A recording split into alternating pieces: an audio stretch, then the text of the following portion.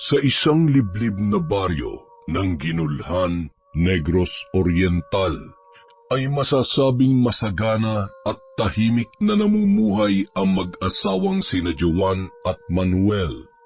Bagamat matagal na panahon simula nang sila ay nagsama, bago nabigyan ng pagkakataon na magdalang tao ang babae, ay lubos pa rin yung ipinagpapasalamat ng mag-asawa dahil para sa kanila, ang pagkakaroon ng supling ay isang biyaya na mula sa Diyos na walang anumang kapantay at wala ni anumang kapalit na bagay at halaga. Luma, sinauna ang disenyo at antigo na ang bahay na tinitirhan ng mag-asawa. Minana pa ito ni Joan sa kanyang mga magulang na matagal nang pumanaw. Ngunit plano na rin nilang lisanin ang lugar na yun at manirahan na sa ibang baryo. Dangan kasi ay tila hindi na nila mahanap ang kinabukasan sa lugar na yun. Namumuhay sila sa pamamagitan ng pagsasaka ni Manuel habang si Joan naman ay nasa bahay lamang at nagkasya sa pagiging tapat at maalagang may bahay na lamang ni Manuel. Kilala rin si Manuel bilang dalubhasa at magaling na antingero sa baryo Gihulngan at isang tagapagmana ng mga sinaunang anting-anting ng kanilang mga ninuno. Paano, mahal? Handa na bang loob mo na harapin ang buhay sa bagong baryo na lilipatan natin? Ano ka ba naman, mahal? Kahit saan naman tayo tumira basta kasama kita, ayos lang sa akin. Talaga? Kahit sa ilalim ng tulay lang tayo tumira, ayos lang sa'yo? Kahit sa ilalim ng puno, mahal. Ay, ngayong pareho nang wala ang mga magulang natin, mahal. Kailangan na nating matutong tumayo sa sarili nating mga paa. Alam ko naman yon, mahal. Isa pa, ngayon pa ba naman tayo susuko kung kailan magiging 3 na tayo sa pamilya? Oo nga eh. Excited na akong makitang magiging anak natin. Oo nga pala, mahal. Saan nga ulit yung bahay na sinasabi mong ipinamana sa'yo ng mga magulang mo na lilipatan natin? Dun banda sa Apolong Valencia, mahal. Hindi naman masyadong malayo dito yon. Siguro mga 2 o hanggang 3 oras lang ang biyahe mula dito. Sana magkaroon tayo ng maayos na kabuhayan doon, mahal, no? Huwag kang mag-alala, mahal. Minsan na ako nakapunta sa lugar na yon. Tamang-tama ang mga nakasanayan kong kabuhayan. Marami ring bukirin doon at sakahan na pwede kong pagtrabahuhan. Basta, mahal, ang palagi ko lang sasabihin sa'yo, kahit saan tayo tumira basta kasama kita, ayos lang sa akin. Maayos nilang plinano ang lahat ng kanilang gagawing paglipat at tila pinaghandaan na talaga nilang harapin ang panibagong buhay sa bagong lugar. Ang bahay na kanilang lilipatan ay siyang pamana kay Manuel ng mga kapapanaw pa lamang niyang magulang. Ilang buwan pa lang ang nakakalipas. Mas minabuti na lang nila na kunin ang pagkakataon na tumira sa bahay na yun dahil ito ang pinaka natitirang ala-ala ng kanyang mga magulang. Napaano ba yung balikat mo, Dennis, at bakit ka napilayan? Nabalya po sa paglalaro ng basketball kahapon. Sobrang sakit nga po eh. O siya, sige, kukunin ko lang ang mga gamit ko sa bahay at susunod na ako sa bahay ninyo. Sige po, Aling Salve. Hihintayin ko na lang po kayo doon. Aray.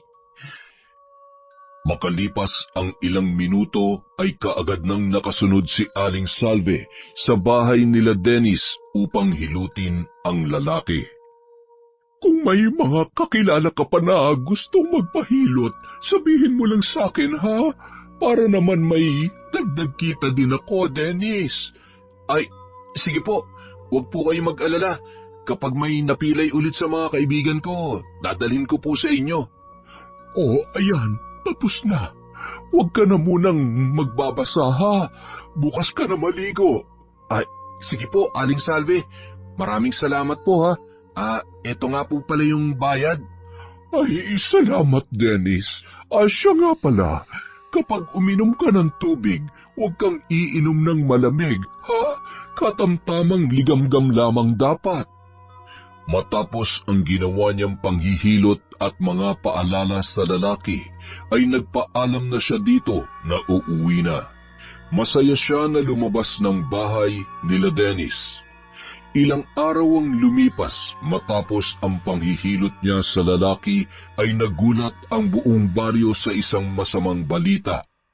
Dahil doon, naging usap-usapan yon sa kanilang lugar. Kap, ano po kayang nangyari dun kay Dennis? Parang nakakagulat naman na bigla na lang siyang namatay ng ganun-ganun na lang. Hindi ko nga rin alam eh. Hanggang ngayon ay iniimbestigahan pa namin ang buong pangyayari. Kap, ang usap-usapan kasi, bago daw namatay si Dennis, marami raw mga kakaibang nangyari sa kanya.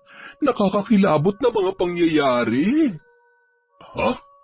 Anong kakaiba't nakakakilabot na pangyayari ang ibig mong sabihin, Elma? Sumusuka daw ng mga langgam at alupihan, tapos tinubuan ng mga pigsa sa katawan. Ang akala nga ng iba'y may ketong si Dennis. Sumusuka ng insekto? Naku, mukhang hindi magandang senyales yan. Masamang senyales? Ano pong ibig niyong sabihin, Kapitan? Sa lugar kasi namin nun sa probinsya, kapag ang isang tao ay nagkasakit at naglalabas ang iba't ibang uri ng insekto sa katawan, ang tao daw na yun ay nababarang. Ha? Barang? Naku, delikado yun Sa pagkakaalam ko, mas malala pa yun kaysa sa kulam. Ganun na nga, pero sana'y simpleng sakit o nagkataon lang talaga nangyari kay Dennis. At ang tanong, kung totoo ngang binarang ang kawawang si Dennis, sino naman kaya ang gumawa nun? Yun ang hindi pa natin alam, Elma. Nasa ganoon silang pag-uusap nang nakita nila na palapit si Amado at paika-ika ito na naglalakad. Madalas ay naroon ang lalaki sa tanggapan ng kapitan sapagkat wala na itong bahay na matirhan simula nang mamatay ang kanyang mga magulang dahil sa barang. Kap, mukhang alam ko na kung sinong gumawa nun kay Dennis. Anong ibig mo sabihin, Wilson? Nakikita mo yung parating na yan? Yung pilay at paralisado? Si Amado. Ano naman ang tungkol sa kanya? Sa itsura pa lang niya, mukhang kaduda-duda na. Hindi kaya siya ang gumawa nun? Hindi kaya siyang mambabarang? Sa tingin ko, mukhang siya nga. Wala naman kasi ibang pagdududahan dito kundi siya lang. Tingnan mo naman yung itsura, Yun ba ang tingin ninyo? Sige, hayaan ninyo isasama ko si Amado sa paiimbestigahan ko. Nako, huwag mo nang tagalan, Kap. Baka mas marami pang mabiktima niyan kapag pinatagal pa natin yan. Dapat yung mga ganyang tao tinuturuan ng leksyon. Hindi ko pa masasabi sa ngayon kung anong magagawa ko. Pero pag-iisipan ko mabuti kung anong mas tama nating gawin. Matapos nasabihin yon ni Kapitan Berto, ay umalis na ito at nagpaalam na may pupuntahan pang pagtitipon. Nang wala na si Kapitan sa harapan nila, ay hindi pinalampas ni Wilson ang pagkakataon upang kumprontahin si Amado. Hoy, matandang paralisado! Umamin ka nga. May kinalaman ka ba sa nangyari kay Dennis? Ha? Seryoso ka ba talaga, Wilson? Tinanong mo pa talaga yung baldado na yan? Ano naman ang may sasagot niyan sa'yo? Senyas din? Ano? Sumagot ka! Masyado nakakaduda yung mga kilos at galaw mo Pati ang itsura mo mukhang hindi rin talaga mapagkakatiwalaan. Sumenyas naman si Amado gamit ang kanang kamay niya na ang ibig sabihin ay wala siyang alam sa nangyari. Ngunit mas lalo lang nainis sa kanya si Wilson at nilapitan pa siya nito. Hindi ka ba magsasalita? Ang sabi ko, aminin mo na may kinalaman ka sa nangyari kay Dennis. tahimik na napaluha na lamang ang paralisadong matanda habang nakatingin kay Wilson at tila ba nagmamakaawa na itigil niya na ang ginagawa sa kanya. Ay naku Wilson, sa dami ng taong tatanungin, diyan ka ba talaga nagtanong sa inutil na yan? Wala kang mapapala dyan. Mukha ngang wala akong makukuhang sagot sa buwisit na to eh. O sige, ang mabuti pa, ibili mo na lang ako ng yosi. Bilisan mo! Inabutan siya ng barya ni Wilson at matalim na tiningnan ang matanda bago muling nagsalita. Oy, tanda, hindi porket hindi ako nakakuha ng sagot galing sa'yo, mapapaniwala mo na ako na inosente ka at walang alam sa nangyari kay Dennis. Hindi pa tayo tapos, ha? At tanging pag-iling lamang ang naisagot ni Amado. Bahagya na siyang itinulak ni Wilson at inis na inulit ang inutos niya kanina. Ilang araw ang nakalipas matapos ang nangyari kay Dennis ay may isang babae ang tumawag kay Aling Salve upang ito ay paanakin niya. At dahil nga isa ring magaling na kumadrona si Aling Salve, tinanggap niya ang serbisyo upang paanakin ang babae. Ngunit makalipas ang ilang araw matapos niyang ipinanganak ang sanggol ay namatay ito sa hindi maipaliwanag na dahilan. Ang sabi ng unang doktor na tumingin sa sanggol ay dahil daw sa sepsis. Ngunit ayon naman sa ikalawang doktor ay bronchitis ang sanhi ng pagkamatay ng bata. Sari-saring espekulasyon na ang lumalabas mula sa iba't ibang tao. Kaya naman, sa totoo lang, Aling Salve, sobrang nababahala na ako sa mga nangyayari dito sa baryo natin. Ha? Anong ibig mong sabihin, Kapitan? Paano ba naman? Maski mga batang walang kinalaman idinadamay ng kung sino man yung umaatake na yan. May palagay ako na hindi lang basta-bastang sakit ang nangyayari sa mga namamatay dito. Ha? Ganun ba? Kung hindi dahil sa sakit ay, ano naman kaya ang dahilan, Kapitan? Matagal na itong gumugulo sa isip ko.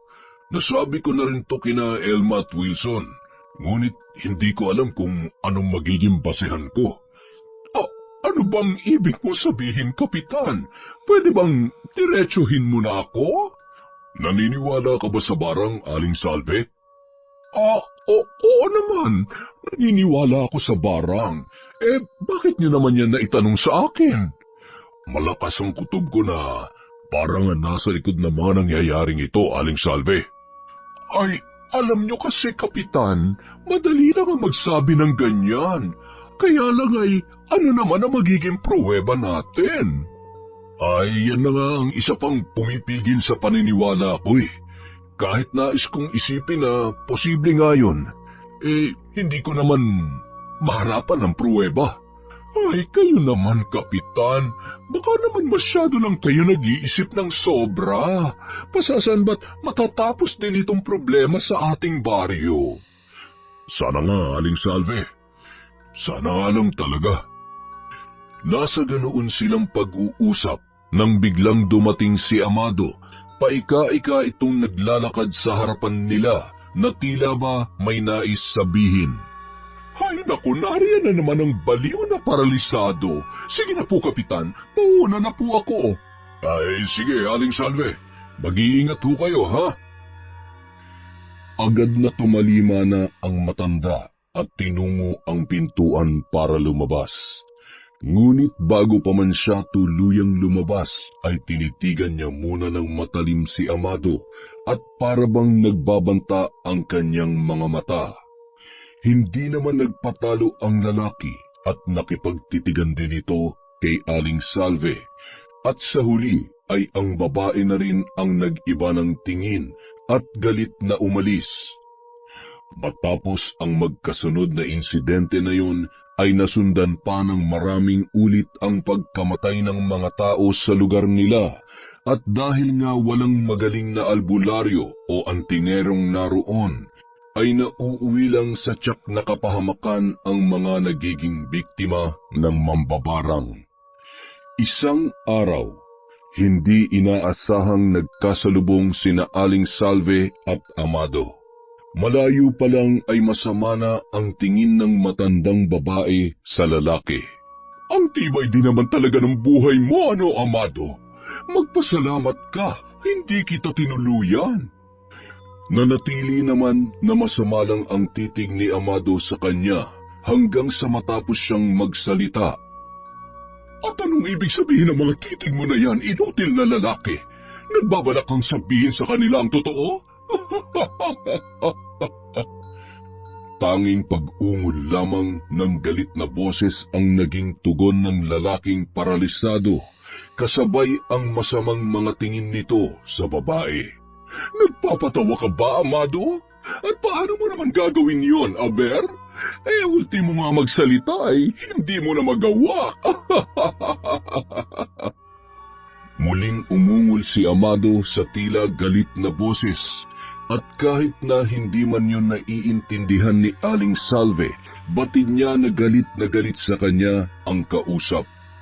Hanggang ungol at daing ka na lang, Amado. Diyan ka lang naman talaga magaling sa mga paungol-ungol na yan.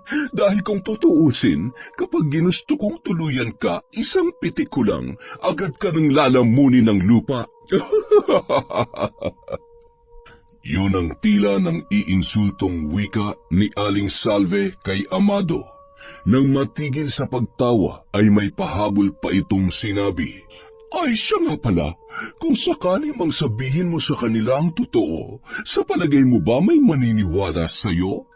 Ang pagkakakilala sa'yo ng mga tao dito ay isa kang baliw. Halos mawala na sa sarili si Aling Salve sa labis na kasiyahan ng mga sandaling yun. Wala siyang pakialam kung may mga tao na nakakarinig sa malakas niyang pagtawa. Kaya mamili ka. Sasabihin mo sa kanila ang totoo o tutuluyan ko na ang buhay mo. Tandaan mo, Amado, noon pa'y hawak ko na ang buhay mo. Kaya wag ka magkakamali ulit na kalabanin ako. Matalim ang naging titigan ng dalawa na tila ba nagsusukatan ng kanilang mga tapang at galing. Ngunit sa huli ay si Aling Salve ang hindi makatagal sa pakikipagtitigan kay Amado. Nang iinsulto na dumura siya sa lupa at inapak-apakan yun bago gigil na umalis sa harapan ng lalaki. Makalipas ang ilang araw, napakarami pang insidente ng pambabarang ang nangyari sa kanilang baryo. Walang sinisinong biktima ang naturang mambabarang. Bata, matanda, sanggol o kahit na ano pang edad ay hindi nakakalampas sa bagsik ng kanyang kapangyarihan. Aling Salve! Aling Salve! Buti at nakita kita dito. Pinapatawag po kayo ni Jerry. Oh, Elma, ikaw pala. Bakit daw? Ano ang kailangan niya? Manganganak na ba ang asawa niya? Ito naman si Aling Salve, oh. Paano naman manganganak? Wala namang asawa yun. Alam ko naman, Elma. Binibiro lamang kita, bakit nga daw ba? Magpapahilot po siguro ng paa. Napilayan yata yung bukong-bukong dahil sa pagsasaka. Ay, ganun ba? Ay, sige, mamaya pupuntahan ko siya sa bahay nila. Maraming salamat, Elma. Ang lagay ba'y ganun na lang yun? Baka naman may barya ka dyan pang Yossi, Aling Salve. Ay, naku naman, may bayad pa pala yung pakikisuyo sa'yo. Mamaya na lang pagkatapos ko manghilot. Ang kuripot naman nito. Ngayon ako yusing-yusi Sige ha, Aling Salve, mamaya ha. Oo na, sige na. Lumayas ka na. Ay, teka nga pala, Aling Salve. Bago ako umalis, nabalitaan mo na ba yung nangyari nitong mga nakaraang araw? Ano na naman ba yan? Ay naku, Elma, kung tungkol lang yan sa mga barang-barang ay huwag ka na mag-aksaya pa ng panahon na sabihin sa akin dahil hindi naman talaga ako naniniwala sa mga ganyan. Matapos noon, nagpaalam na ang dalawa upang maghiwalay. Si Aling Salve naman ay nagmamadali ng umuwi at tila ba may kung anong kasabikan na nagtutulak sa kanya na gawin ang isang bagay. Nang makarating sa bahay ni na Jerry ay kaagad na inihanda ni Aling Salve ang kanyang mga gamit. Tila sabik na sabik siyang makapanghilot dahil katwiran niya ay masaya siya kapag nakakatulong sa kanyang kapwa. Masakit talaga kapag bukong-bukong mo ang napilayan. Naranasan ko na rin yan noon. Oo nga po, Aling Salve. Mabuti na nga lang po ay nandyan kayo. Nang sa ganun ay may tagapaghilot dito sa amin. Naku, wala yun. Ginagawa ko lang naman kung ano yung alam kong tama. Ano nga po pala yung nasa isang maliit na bag nyo? Nanggugupit din po ba kayo ng buhok? Wala yan. Kuwan, mga personal na gamit ko lamang yan. Oh, tama. Akala ko po kasi naggugupit din kayo ng buhok eh. Naghahanap pa naman kami ng manggugupit ng buhok para hindi na kami lalabas ng bahay. Ay, naku, mukhang kailangan ko pang pag-aralan yan. Malay mo, di ba? Pag natuto ko, dagdag kita rin yan. Ay, kaya nga po, Aling Salve. Ay, teka, aray, ang sakit. Bakit po ganun? Parang may nararamdaman akong matulis at masakit na tinutusok. Ay, wala yan. Tiisin mo lang. Kasama yan sa proseso ko ng panghihilot. Yang mga patusok-tusok na yan ang nag-aalis ng mga lamig sa pilay. Ganun po ba? Parang masyado lang pong masakit eh. Sa una lamang yan, basta tiisin mo lang. Malapit naman na tayong matapos. Ay, ganun po ba? Sige po, titiisin ko na lamang, Aling Salve. Ilang minuto pa ang lumipas bago matapos ang panghihilot ni Aling Salve kay Jerry. Nang matapos ay inabutan siya nito ng pera bilang bayad sa kanyang serbisyo. Oh, siya, sige. Tutuloy na ako, ha? Sabihan mo lang ako kung kailan ka magpapahilot ulit. Ay, sige po, Aling Salve. Ipapatawag na lang po ulit kita kay Elma kapag kailangan ko. Matapos niyang magpaalam ay makahulugan siyang ngumiti at tumalikod na para umalis ng bahay nila Jerry. Ilang araw ang lumipas, matapos na hilutin ni Aling Salve si Jerry ay nagpahatid siya sa isang doktor dahil sa tila kakaibang nararamdaman niya. Ayon sa kanya, hindi daw siya makatulog sa gabi dahil sa sakit ng ulo at dahil sa labis na pagkahilo. Nang subukang suriin ang lebel ng kanyang dugo, ay normal naman ito at nasa maayos na kondisyon. Kung ganun ay, ano nangyayari sa iyo, Jerry? Hindi nga rin matukoy ng mga doktor kung ano eh. Lumipat na rin ako sa iba't ibang doktor at kahit isa sa kanila ay hindi talaga matukoy kung ano nangyayari sa akin. Alam mo, napapansin ko lang, ang bilis at ang laki ng pinayat mo. Hindi naman dating ganyan ang katawan mo eh. Isa pa nga din yan sa ipinagtataka ko eh. Nawawalan na rin ako ng ganang kumain kahit paborito ko pa yung ulam. Kaya madalas puro prutas na lang ang kinakain ko. Wala naman kasing magaling na albularyo dito sa atin. Naisip ko lang ha, baka kasi albularyo ang kailangan mo at hindi doktor. Ganon? Pwede ba yun? Nagtataka lang ako kung bakit hindi malaman ng mga doktor kung anong sakit ko. Kaya nga naturingan silang doktor, hindi ba? Ano ka ba naman, Jerry? Siyempre tao lang din naman ang mga yan, no? Ibig sabihin, limitado lang rin ang kaya nilang gawin. Bakit? Yan bang sinasabi mong albularyo? Hindi ba tao lang din naman yan? Ano bang tingin mo sa kanila? Mga rebulto? Sila, basta lang, malakas talagang pakiramdam ko na hindi doktor ang kailangan mo. Sigurado ka ba talaga dyan? Tsaka, bago ko pa nga pala makalimutan, nung oras na hinihilot ako ni Aling Salve, may naramdaman akong parang matulis na idinidikit niya sa balat ko. Sa palagay mo ba, kasama talaga sa proseso yun? Aba, ewan ko. Hindi naman ako manggagamot at manghihilot katulad ni Aling Salve. Naalala ko lang kasi, simula nung nagpahilot ako sa kanya, ganito na yung pakiramdam ko. Parang palagi akong pagod at nanghihina. Baka naman pagod ka nga lang talaga. Paano naman akong mapapagod simula nga nang napilayan ako sa paay, hindi na ako masyadong nagkikikilos. Kaya nga kung ako sa'yo, maghanap tayo ng albularyo, kahit sa malayong lugar. Baka nga kasi iba na yan. Ha? Anong iba? Ano ba kasing iniisip mo? Naalala mo si Dennis, hindi ba? Yung nagpahilot lang din nun kay Aling Salve. Tapos ilang araw lang ang nakalipas, biglang, alam mo na, tsugi. Hoy, huwag ka magbiro ng ganyan. Ang dami ko pang gustong gawin sa buhay. Ay kaya nga, so paano? Gusto mo ba maghanap na tayo ng albularyo sa karatig baryo natin? At naghanap na nga ng albularyo si Jerry upang malaman ang tunay at totoo niyang kondisyon. Matapos ang 2 araw ng paghahanap nila ay sa wakas, nakakita rin sila ng isang matandang albularyo na ipinasundo pa nila sa isang sulok na lugar. Si Mang Roldan, isang hindi kagalingang albularyo, ngunit kilalang nakakapagpaalis ng mga sakit at pinsala na dulot ng masasamang elemento. Kailan mo pa naramdaman ito, iho? 5 araw na po ito ngayon. Kahapon nga po, wala pa itong mga bukol-bukol sa katawan ko eh. Kaninang umaga paggising ko, nagsitubo na. Sinimulan ni Mang Roldan ang pagtatawas. Kinuha niya sa dala niyang bag ang kulay puting tela na animoy singlaki ng panyo at sinindihan ang kandilang kulay puti rin na kanyang dala.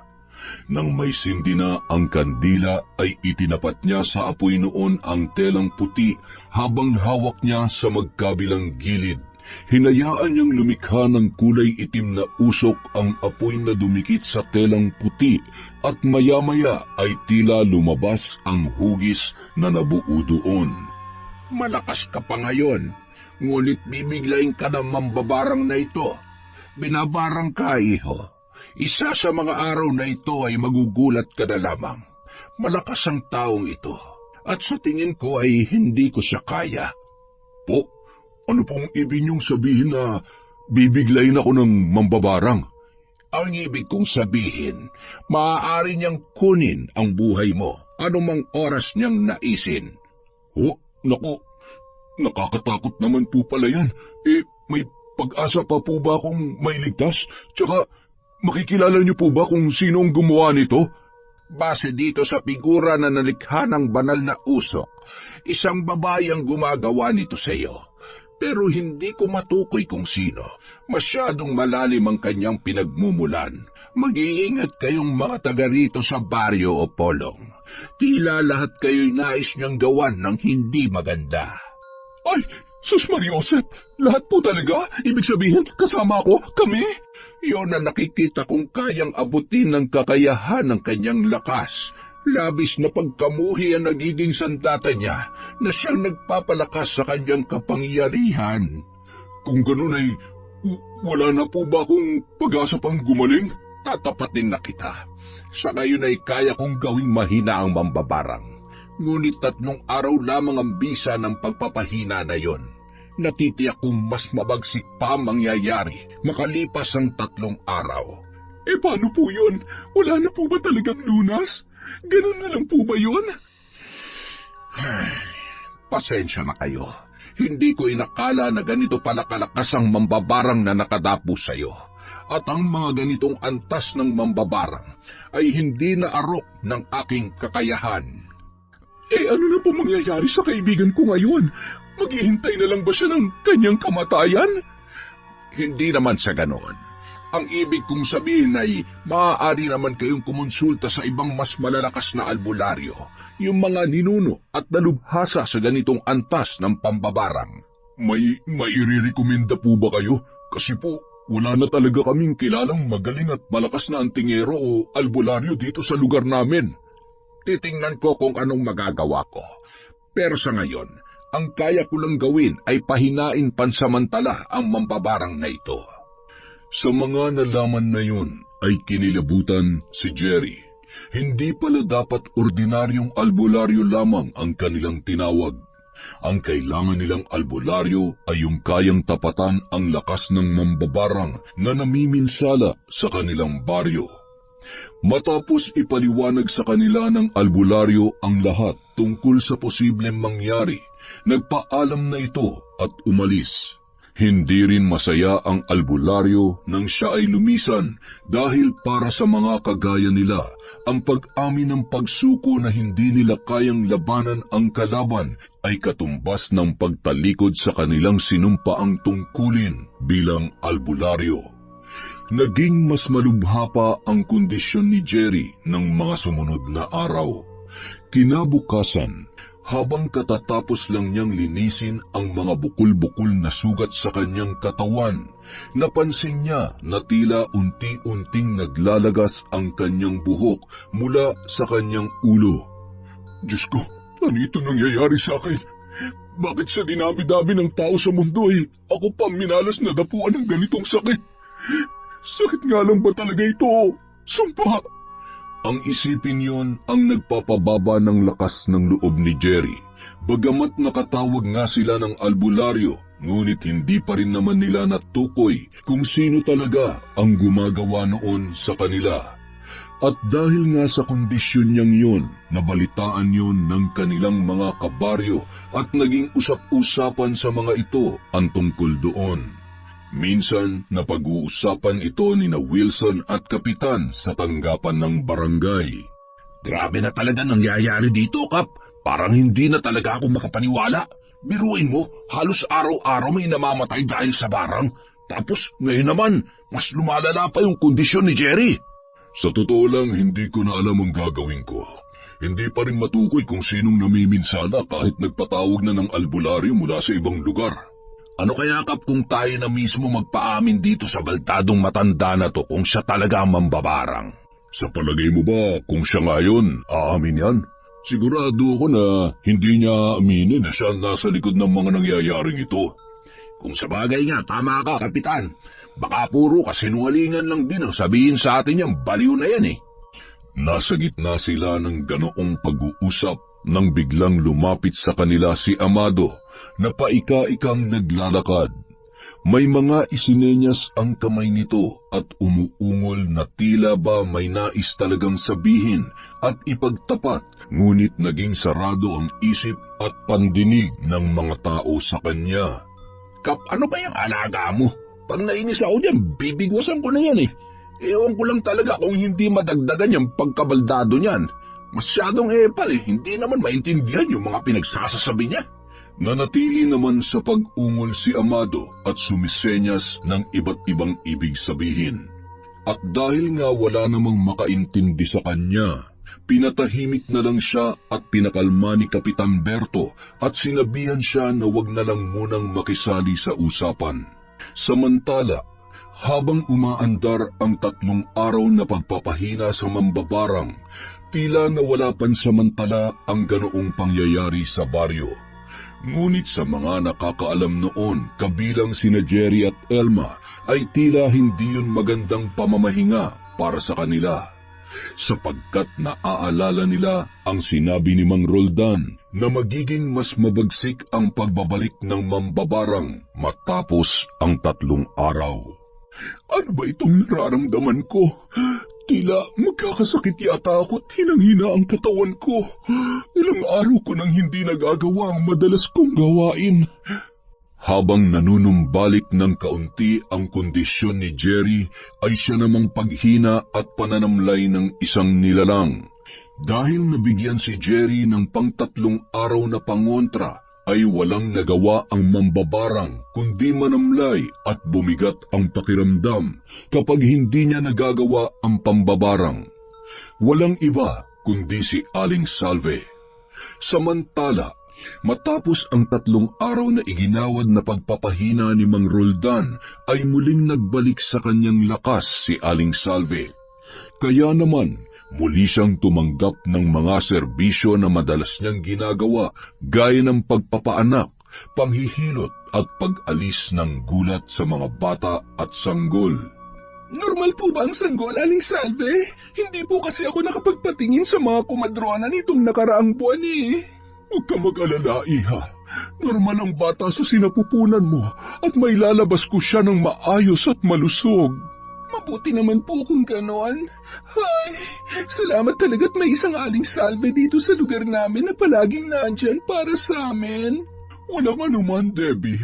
Halos karamihan dito sa mga taga-baryo natin ay ako nagpapaanak. Pero nakakalungkot nga lang dahil ang iba'y nasasawi matapos mailabas. Hindi ka naman po nila maaaring sisihin doon, Aling Salve. At ayon nga sa kanila, ang mga kadalasang ikinamamatay ng mga sanggol nila ay dahil sa mga sakit na hindi talaga makontrol. Ganoon na nga. O siya, hindi pa ba humihilab ang tiyan mo? Ihahanda ko na muna itong mga gamit ko, ha? Matapos ang ilang minutong paghahanda, nagsimula na ngang muling maghilab ang tiyan ni Debbie. Palatandaan na nais nang lumabas ng sanggol sa kanyang sinapupunan. Naging abala na nga si Aling Salve para sa seryosong proseso ng pagpapaanak. Ngunit ang hindi alam ni Debbie na bukod sa pagpapaanak ay mayroon ding ibang ritual na ginagawa ang matanda na isinasabay nito habang nasa kalagitnaan ng paglabas ng sanggol, ang ritual ng pambabarang. O ayan, mabuti at nakaraos ka na rin sa wakas. Oo nga po, Aling Salve. Sayang nga lang at wala dito ang papa niya nang mailuwal siya. Oo nga pala, nasaan ang asawa mong si Waldo? Bakit wala siya dito ngayon kung kailan mas kailangan mo siya? Hindi po siya pinayagan ng amo niya na magpaliban sa trabaho. Alanganing araw daw po kasi.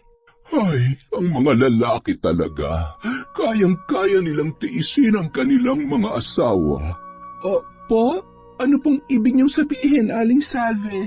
Basta po ako, alam kong hindi lang talaga sila pwede ng ganitong araw. Kaya hindi nakauwi ang mister ko. Ha? Ay, wala naman. Oo nga, tama ka. Alanganing araw nga naman.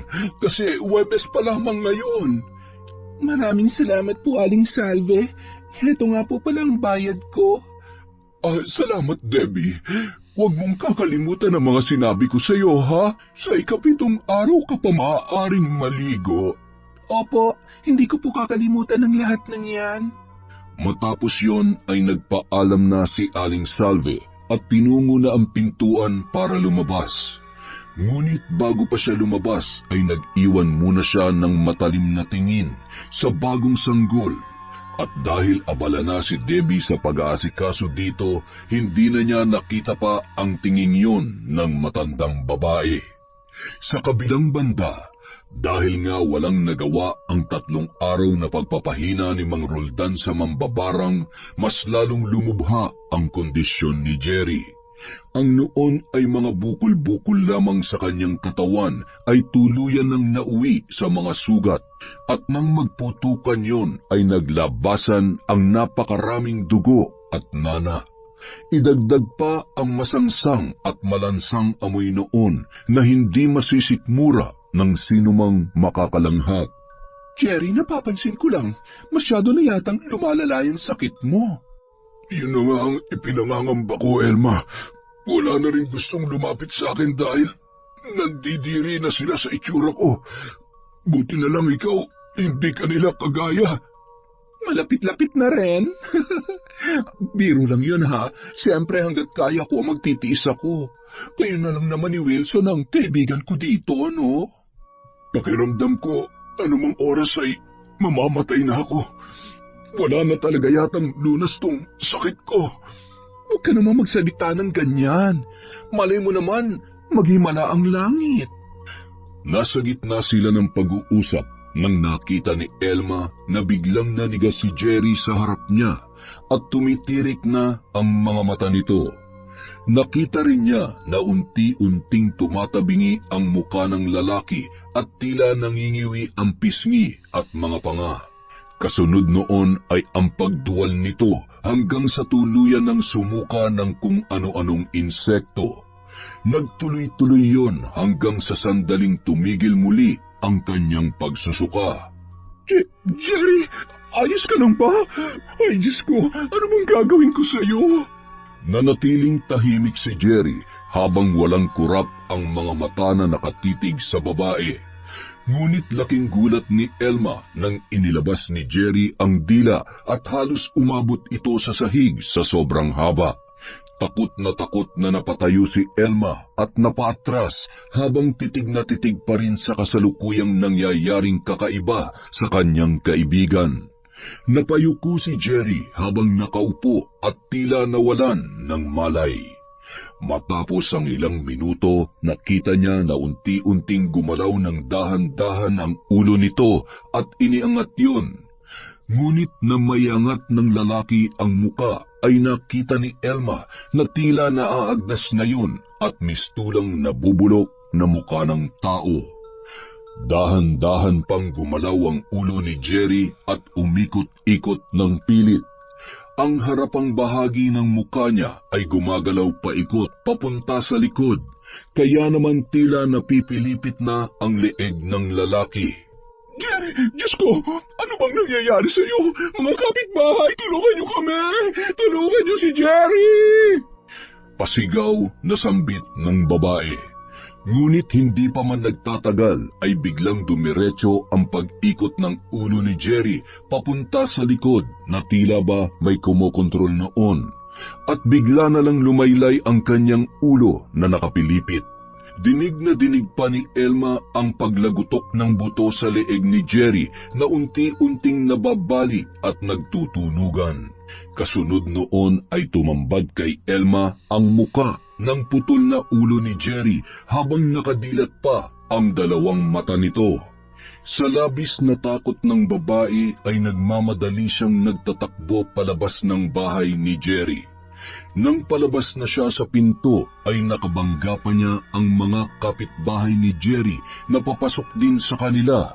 Sila ang nakarinig ng pagsigaw ni Elma kanina upang humingi ng tulong. Ano ka mong sinabi mo, Elma? Si Jerry patay na? Totoo ba yan? Kap, naroon ako nung nangyari ang lahat. Kitang-kita ko kung paano parang tila may kumokontrol kay Jerry sa mga kilos at galaw niya. Nakakatakot na talaga ang mga nangyayari. Pakiramdam ko tuloy, wala akong silbing kapitan at wala akong magawa para dito. Ay, kapitan, kailan mo ba pakikinggan yun noon ko pa sinasabi sa'yo? Malay mo naman, yun ang maging daan para matahimik na ang baryo natin. Matagal ko nang pinagpaplanuhan yan, Wilson. Pero nagdadalawang isip pa rin ako. Wala naman tayo matibay na ebidensya para idiin si Amado at pagbintangan na siya talaga ang gumagawa ng mga ito. Kapitan, malakas ang kutob ko. Hindi lang basta-basta may kagagawan yan. Naalala mo ba yung albularyo na ipinatawag natin noon? Maski siya hindi rin niya nakayanan kaya umalis agad siya noon. Ang dami na nabiktima ng mambabarang na yan. Sino naman kaya ngayon ang plano niyang isunod? Sana'y wala nang sumunod na magsakripisyo at mag-alay ng buhay. Sana'y mangibabaw ang konsensya ng kung sino mang gumagawa nito. Nako, kapitan, yan ang malabong mangyari. Kasi kung may awa at konsensya ang gumagawa nito, dapat nun pa'y tumigil na siya. Yun ang kanilang kasalukuyang usapan nang maya-maya ay nakita nila si Amado na nagmamadali habang paika-ika na patungo sa kanilang kinaroroonan. Natataranta ito na tila may naisabihin sa pamamagitan ng pagsenyas sa kanyang mga kamay. At gaya ng dati, puro ungol lang at muestra ng kamay, kasabay ng galaw ng katawan nito ang tanging nagiging paraan niya para makipag-usap. Ngunit maging ang mga yon ay hindi maunawaan ng kanyang mga kaharap, kaya naman muli siyang pinatigil ni Kapitan. Nang hindi na makatiis ay inis na dumampot ng malaking bato si Amado at hirap habang galit na ipinukul yon sa sementadong sahig. Sa gulat ay napatras ang kapitan at si Wilson, kasama na rin si Elma. Kapitan, buti pa siguro ikulong mo na lang yung baldadong yan dyan sa loob. Baka kasi makapanakit pa yan. Oo nga, kapitan. Tingnan mo, muntik na tayong tamaan ng bato niya. Kapag hinayaan mo lang yan, baka masigit pa dyan ang magawa niya sa susunod. Muli sumenya si Amado na tila nakikiusap ito na wag siyang ikulong at halos maglumuhod ang matanda sa kanilang harapan. Gayunpaman, sa kabila ng pagmamakaawa niya na wag siyang ikulong ay itinuloy pa rin yun ng kapitan. Yan ang bagay sa'yo, hanggat hindi pa nalalaman kung sino talaga nasa likod ng mga nangyayari dito sa baryo natin. Diyan ka na muna at hihilingin namin kay Kapitan na huwag ka nang palabasin. Galit na tumitig si Amado kay Wilson. Ito kasi ang palaging nagsusulsol kay Kapitan Berto na gawin ang mga hindi naman dapat gawin sa kanya. Ngunit dahil walang magawa ang matanda, malungkot na naupo na lamang ito sa sahig ng silid na kanyang kinaroroonan. Habang tahimik na lumuluha at tila wala ng pag-asa pa na mapakinggan ng ibang tao ang mga nais niyang sabihin at isiwalat. Kahit nakakulong na si Amado ay nagpatuloy pa rin ang pambabarang sa kanilang lugar.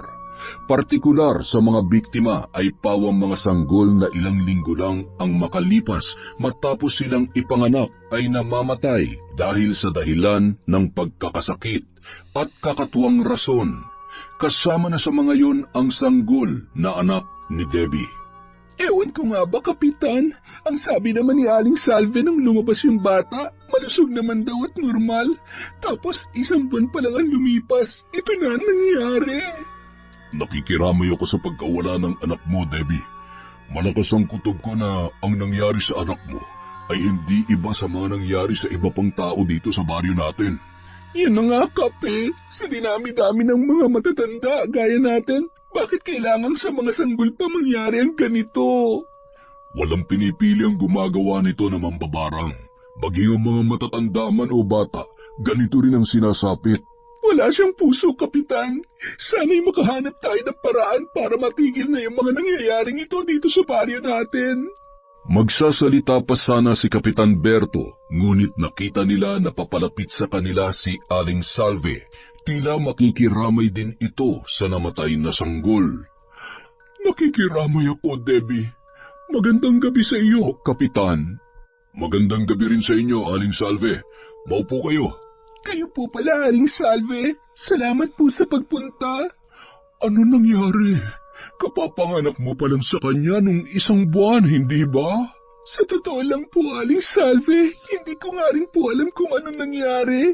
Basta nitong nakaraang araw, napansin ko na lang na parang may mga bukol na tumutubo sa ulo niya. Tapos, nung pumutok yung mga yon, biglang nangisay na lang siya at nawalan na ng malay. Tapos, hindi na nagising pa. Nakakalungkot naman ang pangyayaring ito. Napakamusmus pa niya para magpaalam. Kayo po pala nagpanak kay Debbie sa batang ito, Aling Salve. Tama po ba? Ay, opo, Kapitan.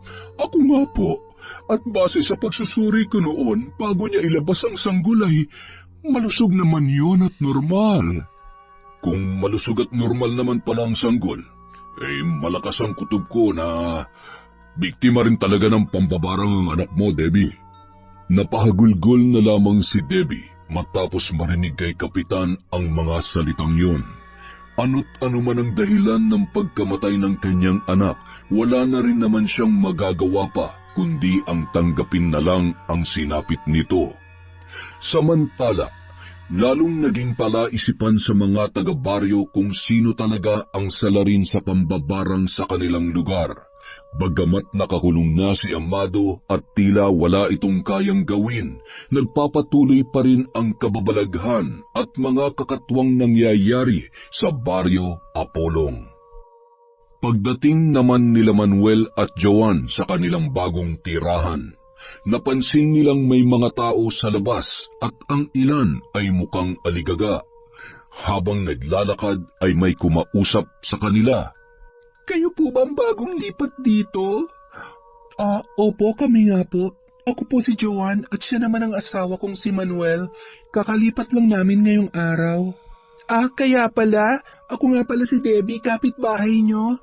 Pasensya na't naistorbo ko kayo pero kung alam nyo lang ang nangyayari rito, baka magdalawang isip kayo. Ha? Bakit po? Ano po bang nangyayari? May mga kakaibang insidente rito. Maraming namamatay. Ang sabi, mambabarang daw may kagagawan. Mambabarang? Parang nakakakilabot yata ang sinabi nyo. Ano pong ibig nyong sabihin? May mga tao dito sa baryo natin na may mga sugat na hindi may paliwanag. Tapos bigla-bigla na lang sumusuka ng iba't ibang uri ng insekto. Para bang sinusumpa sila at may mga sabi-sabi na may mambabarang daw dito sa lugar natin. Delikado po yun. Alam na po ba ito ng kapitan ng lugar natin? Nasa barangay hall si Kapitan ngayon. Abala sa pagresponde sa takot ng mga residente. Kung gusto niyang malaman ng lahat, doon kayo dapat pumunta. Ipinagwalang bahala na lang muna ng mag-asawa ang kanilang nalaman sapagkat mas nais nilang ipahinga ang mga pagod nilang katawan mula sa mahabang biyahe. Idagdag pa ang mga gamit nilang bitbit na nagpabigat sa kanilang dala. Habang nasa loob na sila ng bahay at nag-uusap, hindi maiwasang mag-alala ni Joanne kaya kinausap niya ang kanyang asawa. Manuel, hindi ba delikado to para sa atin? Lalo na sa magiging anak natin sa lugar na ito. Alam ko yon, mahal. Ayokong mapahamak kayo. Pero kung totoo ang mga sinasabi nila tungkol sa mambabarang, kailangan natin ng proteksyon. Pero paano mo malalaman kung sapat ang mga agimat mo laban sa isang mambabarang? Sabi nila, iba raw ang kanilang kapangyarihan. Ipinagkaloob sa akin ni Lolo ang mga agimat na ito. Siya ang pinakamagaling na antingero sa aming angkan. Sinabi niya na ang bawat isa sa mga ito ay may taglay na kakaibang proteksyon. Sana nga'y maging sapat yan, mahal. Ayokong palagay sa panganib ang magiging anak natin. Hindi kita pababayaan, mahal ko. Kung kinakailangan kong harapin ang sino mang mananakit sa atin, gagawin ko. Hindi ko kayo pababayaan ng anak natin. Sana'y gabayan tayo ng Panginoon, pero, Manuel, paano kung kailangan natin ng tulong ng iba? Yung mga nakakaalam sa mga mambabarang, kagaya ng mga babaylan. Kung kailangan, hahanap tayo ng babaylan. Pero habang wala pa, aalagaan muna kitang mabuti. Maaasahan natin ang proteksyon ng mga agimat na ito. Taimtim na nag-usal ng dasal ang mag-asawa. Binigyan sila nito ng sapat na lakas ng loob. Kinaumagahan, habang naglalakad sina Manuel at Joanne sa paligid ng barangay, hindi nila namamalayan. Pinagmamasdan sila ng ilang mga kapitbahay, kabilang naroon si Debbie. Manuel, pasensya na kung naabala ko kayo. Pwede bang magtanong? Oo naman, Debbie. Ano yun? Kanina kasi nakita kong meron kang hawak-hawak na bagay. Para sa mga yon? Amulet yon. Mabuti na yung nag-iingat. Lalo na't marami na kaming naririnig na kwento tungkol sa mga hindi maipaliwanag na pangyayari rito. Isa na rin doon yung sinabi mo, hindi ba? Tama kayo, kahit nga ako natatakot na rin ako maglakad sa gabi eh. Minsan na akong namatayan ng anak dahil sa kumakalat na barang dito sa lugar. Ha? Totoo ba yan? Ay, Diyos ko, huwag naman sanang mangyari yan sa anak natin, Manuel. Kung may magbabalak na masama laban sa atin, handa akong lumaban. Alam kong hindi ordinaryo ang kalabang ito, kaya kailangan lagi mag-ingat, Debbie. Salamat sa paalala, Manuel. Sana nga hindi natin makaharap ang sino mang nasa likod ng mga ito. Teka, ilang buwan na nga pala yung ipinagbubuntis mo? 7 buwan na. 2 buwan na lang, manganganak na ako. Naku, mag-iingat ka. Ang mga buntis na kagaya mo ang gustong-gusto ng mga aswang at mambabarang dito. Subukan lang nilang kantiin ang mag-ina ko na makita nilang hinahanap nila. Hindi sila sasantuhin nitong mga agimat ko. Sana nga, Manuel. Pero kung kakailanganin, alam ko namang handa kang protektahan kami at ipagdarasal kong hindi magkulang ang lakas ng mga agimat mo. Oo nga pala, Debbie. May kilala ka bang magaling na pumadrona rito? Nais sana naming makausap ni Joanne para sa nalalapit na panganganak niya. Oo, si Aling Salve. Siyang pinakamagaling na kumadrona dito. Hayaan nyo, sasabihin ko sa kanya. Maraming salamat, Debbie. Nang matapos ang kanilang usapan, kaagad nang nagpaalam si Debbie upang umuwi. Isang gabi sa bahay nila Manuel at Joanne. Dumating si Aling Salve para pag-usapan ang mga paghahanda sa nalalapit na panganganak ni Joanne. Nabanggit na pala dito ni Debbie ang tungkol sa kanila at ang pagbubuntis ng bago nilang kapitbahay. At dahil nga si Aling Salve ang pinakakilalang kumadrona sa lugar, ito ang pinapunta ni Debbie upang sila ay makausap. Ikaw ba yung sinasabi sa akin ni Debbie na naghahanap ng kumadrona? Opo, ako nga po. Siya nga po pala si Manuel, asawa ko. Maupo po muna kayo. Magandang gabi po, Aling Salve. Tama? Oo, tama. Ako si Salve. Joan, nalalapit na ang panahon. Huwag kang mag-alala. Ako na ang bahala sa iyo kapag oras na. Marami na akong tinulungan sa panganganak at palagi kong sinisigurong ligtas ang mag-ina. Salamat po, Aling Salve. Iba talagang pakiramdam kapag may maaasahan sa mga ganitong pagkakataon. Oo nga, malaking tulong po ang pagiging handa. Pero may iba pa po ba kayong kakilalang pwedeng tumulong sakaling hindi kayo makarating? Ako na ang bahala, iho. Hindi nyo na kailangan pa maghanap ng iba. Ako ang laging tinatawag ng mga nanganganak dito at nasisiguro ko na sila'y ligtas. Matapos ang usapan na yon, agad nang nagpaalam si Aling Salve para umuwi. Samantala, hindi makatulog si Manuel at tila may nararamdamang mabigat na presensya sa paligid. Dumukot siya ng agimat mula sa kanyang koleksyon at nagdasal para sila ay protektahan. Habang nakapikit, may biglang pumasok sa kanyang isipan. Parang may kakaiba sa Aling Salve na yun ha. Nung dumating siya, may dala siyang malamig na hangin at parang may hindi tama sa paggalaw ng katawan niya. Dahil sa isiping yon, isang desisyon ang planong gawin ni Manuel. Kinaumagahan, sinadya ni Manuel ang bahay ni Kapitan Berto upang magtanong tungkol kay Aling Salve. Magandang umaga po, Kapitan. Alam ko pong marami kayong inaasikaso at iniisip, pero may tatanong lang po sana ako tungkol kay Aling Salve. Oh, kayo yung bagong lipat. Manuel, tama? Ano yun? Ano yung tungkol kay Aling Salve? Totoo po ba na isa siyang magaling na kumadrona? Ay, Manuel, hindi ko alam kung ito na ba ang tamang oras para sabihin sa ito. Pero dahil isa kayo sa mga nakatira dito, karapatan nyo namang malaman ang mga nagaganap dito. Yang tungkol kay Aling Salve, hindi siyang pinaghihinalaan ng lahat pero sabi ng matatanda dito dati, may lahing mambabarang ang kanila. Totoo po kaya yun? May usap-usapan din na lahat ng batang siya naghilot para ipanganak, karamihan ay namamatay sa hindi malamang dahilan. Nako, siya pa naman ang kumadronang nakausap namin para sa panganganak ng asawa ko.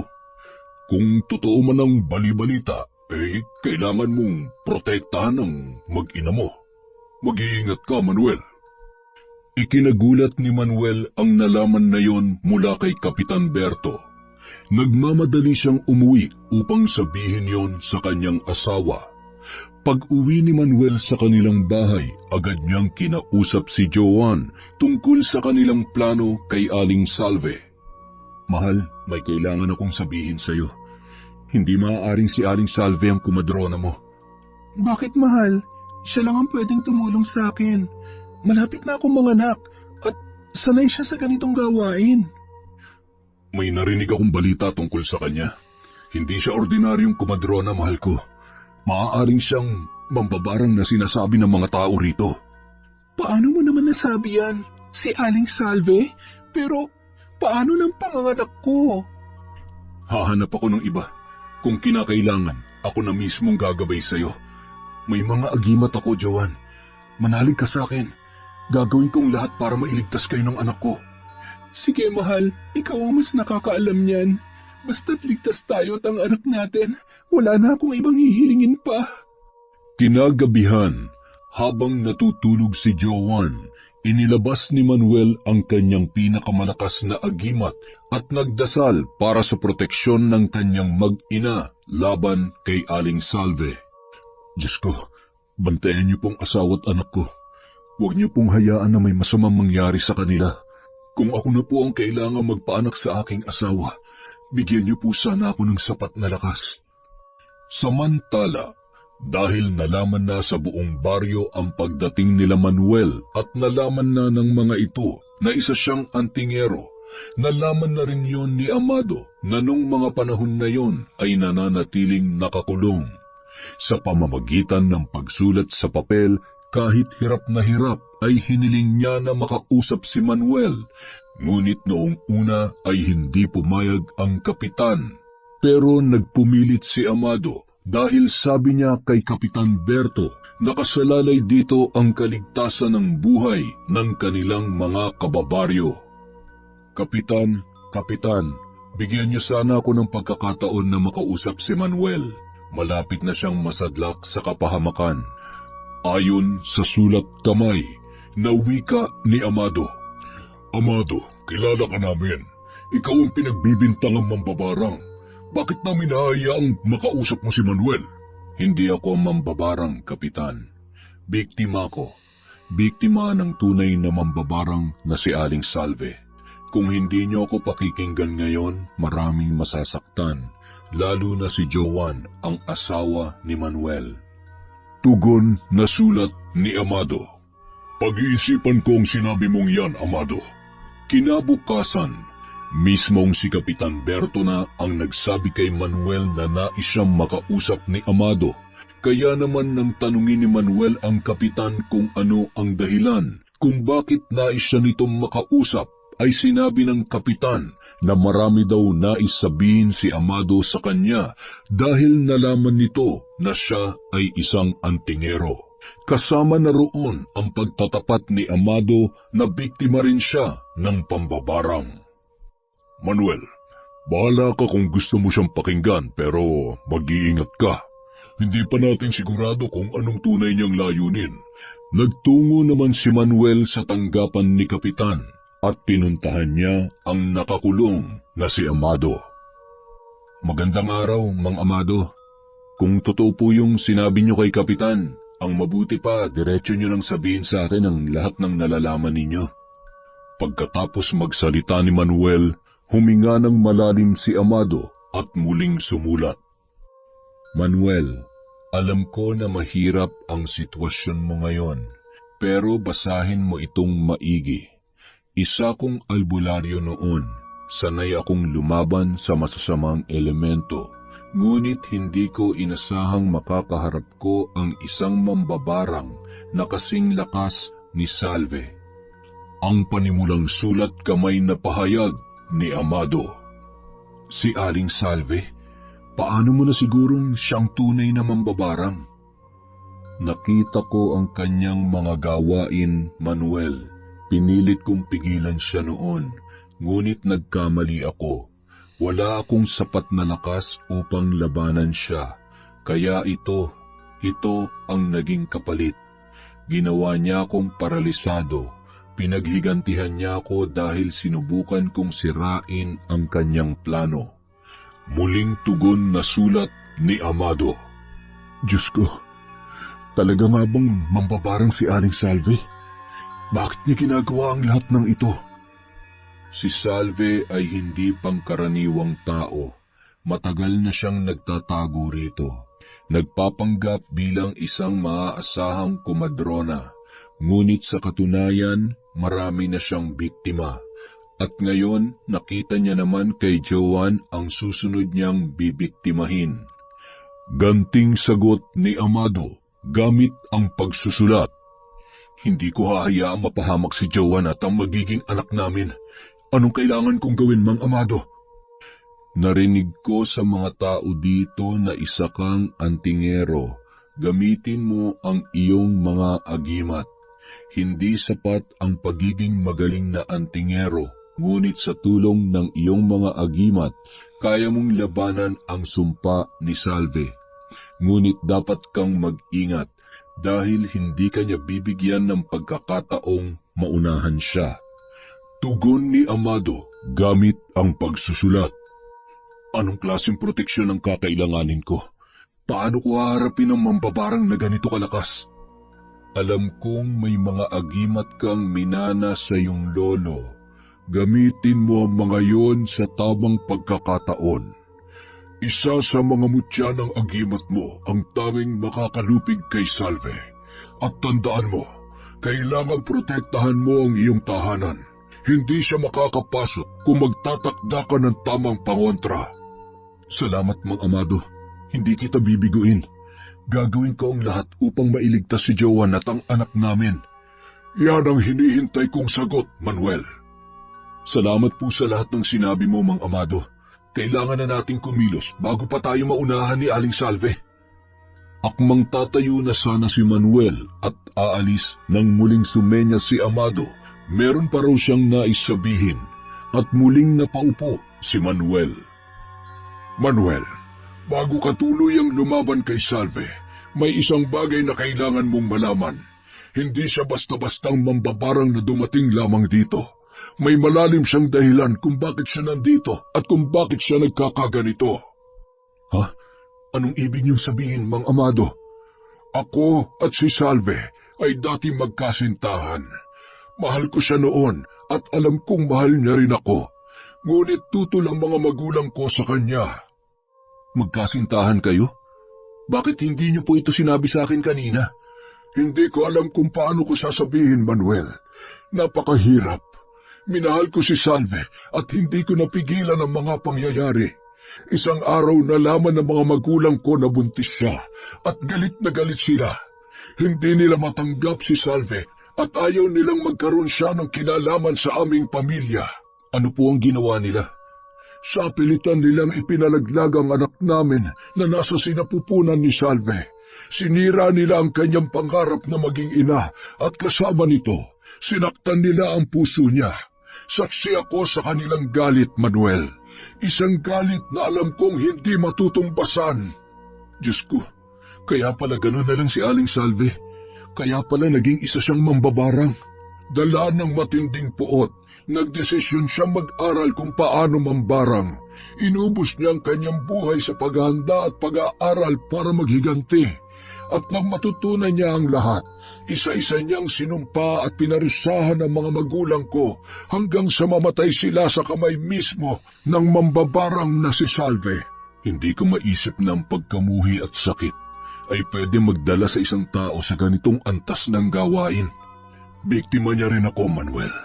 Hindi ko na siya nakilala nang bumalik siya bilang mambabarang.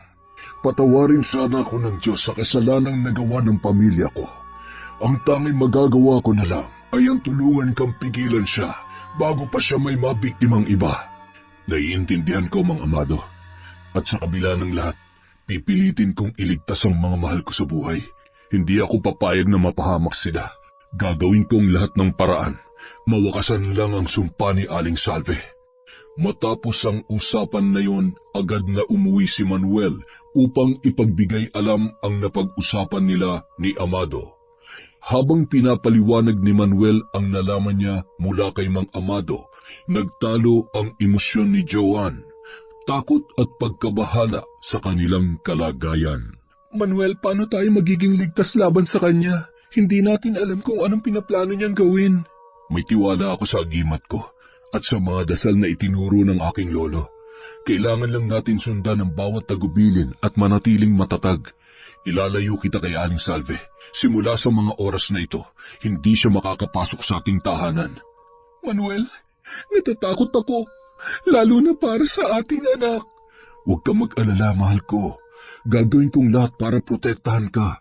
Kahit anong mangyari, huwag ka nang makipag-usap kay Aling Salve. Hahanap ako ng ibang kumadrona. Sige, Manuel, may tiwala ako sa iyo.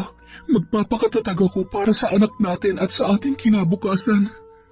Nung gabi rin yun, habang tahimik ang buong paligid, si Manuel ay nagpaplano sa kanyang isipan. Alam niyang hindi nila basta-basta maiiwasan ang nakaambang panganib, ngunit nakahanda siyang ipaglaban ang kanyang pamilya. Kinabukasan, isa-isa nang isinalansan at inayos ni Manuel ang kanyang mga anting-anting. Inihahanda niya ang mga yon para sa itatakda niyang paghaharap nila ni Aling Salve. At dahil na rin sa pakiusap ni Amado na labanan ito at talunin. Mataman siyang nakatingin sa mga ito, tila sinasala at inihahanda ang pinakamabisang pangontra para sa nakaambang panganib. Ito ng sundata natin, mahal ko. Ang mga anting-anting na ito ang sisiguro ng ating kaligtasan laban sa kapangyarihan ni Aling Salve. Ano-ano ba ang mga anting-anting na yan, Manuel? At anong bisa nila? Ito, ang bituin ng taga-biik. Mahina ang bisa nito, pero mainam bilang panangga sa mas mababang uri ng barang. Ano naman ang susunod? Ito naman ang anting-anting ng siyam na aso. Bagamat hindi ito gaanong malakas, maaari nitong ipagtabuyan ng masasamang espiritu at maliliit na barang. Yun naman? Tanong ni Joanne habang itinuturo ang isang bagay. Ang tawag dyan ay kinayas na kawayan at inabo. Mahina rin ito, pero nakakatulong ito para sirain ang mahihinang kulam o orasyon. Pagsasama-samahin ko ang mga ito bilang unang depensa. Salamat naman, Manuel. Ngunit, wala ba tayong magagamit na mas malakas-lakas na anting-anting? Meron, mahal ko. Narito ang mga pinakamalalakas na agimat na dala ko. Anong tawag sa mga yan, mahal? Ito ang pinakamabisang anting-anting na hawak ko, ang mutya ng araw. Sa ilalim ng sinag nito, walang makakalapit na mambabarang o aswang. Pagkakalooban tayo nito ng proteksyon na mas malakas kesa sa lahat ng anting-anting na meron ako ngayon. Kaya pala may kakaiba siyang enerhiya. Napaka-espesyal pala nito, Manuel. Kasama ng mutya ng araw, narito rin ang anting-anting ng krus ni Santiago. May kakayahan itong magtaboy ng mga masasamang nilalang na magtatangkang pumasok dito sa loob ng bahay. Yung panghuli, ano naman ang bisa niyan? Itinuro niya ang anting-anting ng tigabulag. Yan ang tigabulag. Sino mang magtatangkang tumingin o lumapit ay mistulang mabubulag sa bisa nito. Isa ito sa pinakamalakas na pangontra kay Aling Salve at sa sino mang mambabarang nakakampi niya. Salamat, mahal ko. Nasisiguro ko na ang aking kaligtasan dahil nandito ka. Kinabukasan, nagbalik si Manuel sa tanggapan ni Kapitan Berto upang muling humingi ng permiso na makausap si Mang Amado. Kakaibang damdamin ang bumabalot sa kanya dahil alam niyang malaking bahagi si Amado sa laban na kailangan niyang harapin. Magandang araw po sa inyo, Kapitan. May gusto lamang sana po akong ipakiusap. Oh, Manuel, ikaw pala. Anong kailangan mo? Nais ko po sanang humingi ulit ng permiso na makausap si Mang Amado. Pwede ko rin po ba siyang isama sa bahay para maplano namin ang dapat gawin sa pakikipaglaban kay Aling Salve? Agad rin namang naintindihan yon ng kapitan, kaya pumayag ito na isama ni Manuel si Amado.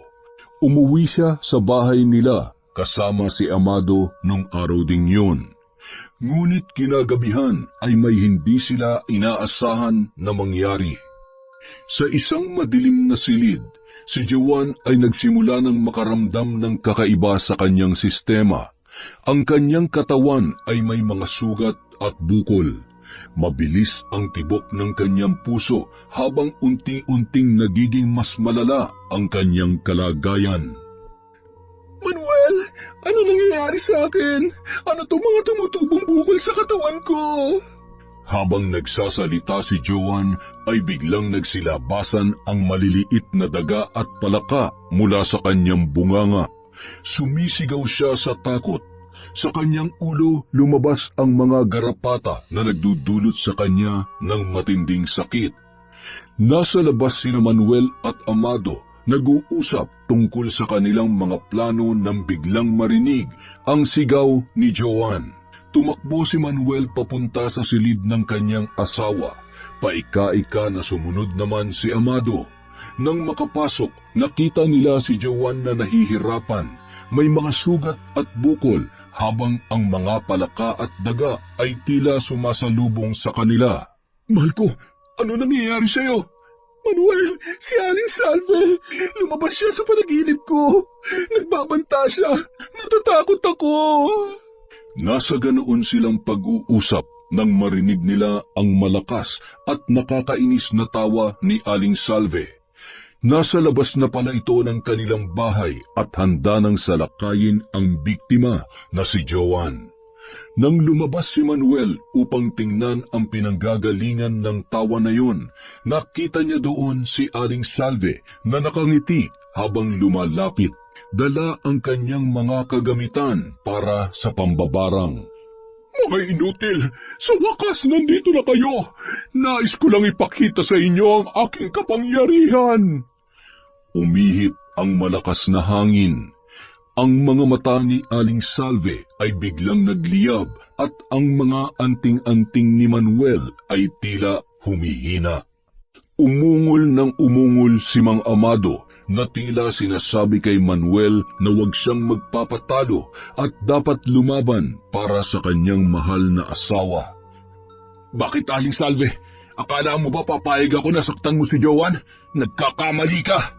Malakas na tumawalang ulit ang matandang babae bago kumuha ng mahika mula sa kanyang katawan at gumamit ng mga anting-anting na makapagpapalakas pa sa kanya. Sinubukan ni Manuel at Amado na labanan siya sa pamamagitan ng kanilang mga anting-anting na hawak. Hindi niyo alam kung anong kayang gawin ng aking kapangyarihan. Nagsimula ng mag-orasyon si Aling Salve. Naglabas ng liwanag at nagpalutang ng mga anting-anting na nagbibigay sa kanya ng lakas. Sa ngalan ng aking mga ninuno, kami ay magtatagumpay.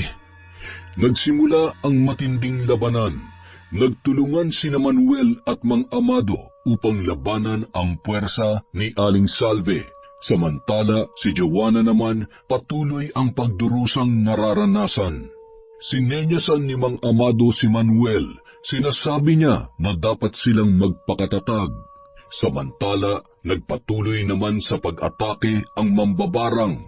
Sa gitna ng labanan, lalong lumalala ang sugat ni Joan, ngunit ang kanilang determinasyon ay lalo namang lumalakas.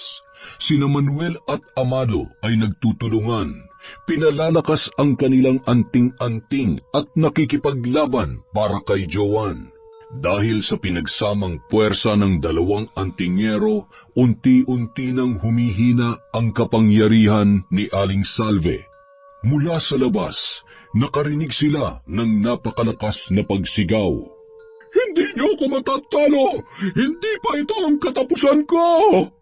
Sa kabila ng pinagdaraanan ni Joan, patuloy sa pakikipaglaban ang dalawang antingero. Hingal na si Manuel habang pinapanood ang pag-ulan ng kapangyarihan mula kay Aling Salve. Puno ng takot at pag-aalala, kailangan niyang gumawa ng paraan para matalo ang mambabarang. Kailangan kong umisip ng paraan. Hindi pa ako handang sumuko. Mga Amado, gumamit tayo ng anting-anting! Sumenyas sa kanya ang naturang matanda. Sinasabi na hindi yun tatalab kay Aling Salve. Ano mambabarang? Tingnan mo mga anting-anting na ito. Sa tingin mo kakayanin mo kapangyarihan ito? Ngunit tumawa lamang ang mambabarang na puno ng pangungutya at panghahamak. Bago nang iinsultong nagsalita. May hinang agimat? Akala ko ba malalakas kayong mga antingero? Itinaas ni Manuel ang bituin ng tagabiik at naglabas ito ng liwanag. Ngunit nag-uumapaw ang ngiti ni Aling Salve dahil alam niya na wala itong laban sa kanya. Baliwala yan sa lakas ko! Si Amado naman, ginamit ang anting-anting ng siyam na aso. Naglalabas ito ng malalim na tunog, ngunit tila wala ring epekto ang kapangyarihan noon kay Aling Salve.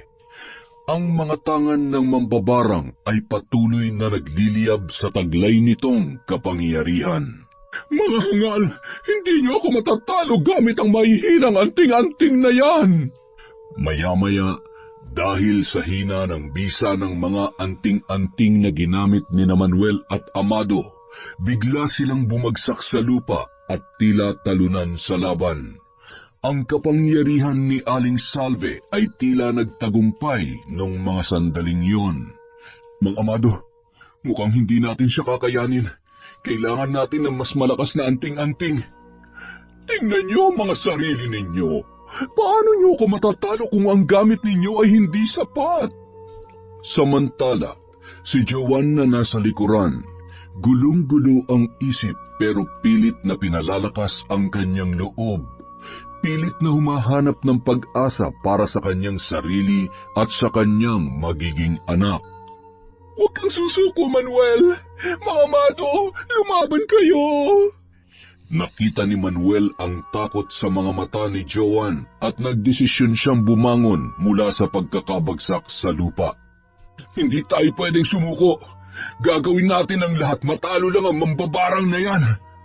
Nagpumilit na tumayo si Amado, hawak ang mga anting-anting at sinimulang ipakita ang kanilang lakas sa pagtutulungan. Sa kabila ng tila pagkatalo, muling nagsanib puwersa sina Manuel at Amado, handang harapin si Aling Salve kahit na ano pa ang mangyari. Hindi ko alam kung anong kapangyarihan ang ginagamit ni Aling Salve. Wala nang ibang paraan kundi ang gamitin ng mutya ng araw. Binuksan ni Manuel ang kanyang lalagyan at kinuha ang mutya. Naglalabas ito ng kakaibang liwanag na tila umaabot sa kalangitan. Nagulat at nakaramdam ng matinding takot si Aling Salve nang ito ay kanyang masilayan. Teka, ano sa tingin mo ang balak mong gawin, Manuel? Hindi mo kayang talunin ang aking kapangyarihan. Tikman mo ang aking kalupitan! Ha! Wala nang ibang paraan. Ito na lang talaga makakapigil sa kasamaan mo. Sa bilis ng paglabas ng kapangyarihan mula sa kamay ng mambabarang, tila may gumapang nakidlat sa lupa papunta kay Manuel. Dahil nasa gitna ng mambabarang at ni Manuel si Amado, kumilos ito ng mabilis at nagawa niya yung harangin. Tinamaan si Amado ng malakidlat na gumapang sa lupa at agaran siyang tumalsik sa malayo. Mang Amado! Mang Amado! Gumising ka! Lumaban ka! Kaya mo yan! Kasabay noon, napahiyaw na lamang si Aling Salve dahil sa sakit na nararamdaman. Sa pagdapo ng kapangyarihan ng mutya sa kanyang balat, may tila nag-aapoy na liwanag na lumabas doon at biglang nagliyab ang matanda. Napahiyaw sa sakit ang mambabarang at unti-unting natupok ng apoy. Ilang saglit lamang ay umihip ang malakas na hangin at tinangay na nito ang abo ng mambabarang. Samantala, si Mang Amado naman, sinenyasan niya si Manuel na ang ibig sabihin ay tapos na ang lahat. Maraming salamat sa ipinamalas mong lakas ng loob at katapangan. Maraming salamat din sa tulong mo, Mang Amado. Mang Amado, lumaban ka. Kaya mo yan. Ipinapangako ko sa iyo, dito na magwawakas ang kasamaan ng mambabarang na yan. Kaya lamang huli na ang lahat. Ang hininga ni Mang Amado ay pahina ng pahina at unti-unti nang nawawala. Isang huling ngiti ang ibinigay nito kay Manuel bago siya tuluyang pumanaw. Ang pagkamatay na yon ni Mang Amado ay nagdulot ng malalim na pighati para kay Manuel. Mang Amado, hindi kita malilimutan, Mang Amado.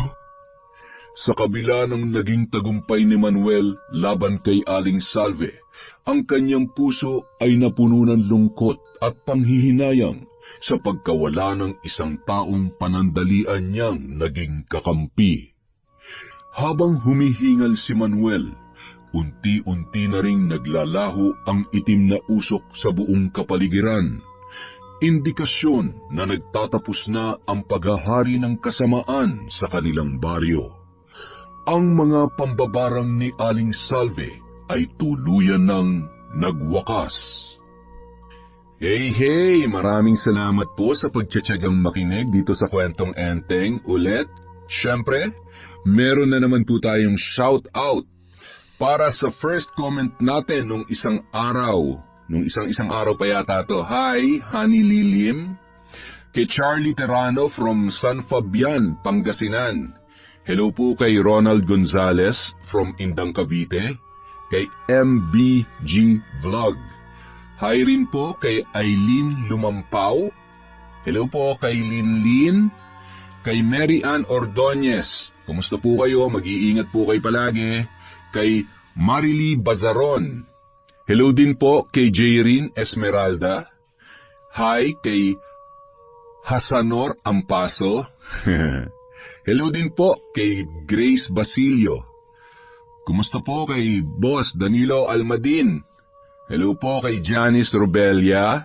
Hi din po kay Violi Leharso. Hello din po kay Vivian Valenzona from Cebu.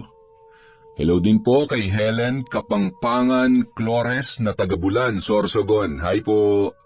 Kay Nicolay Vlogs from Pasig, Iloilo.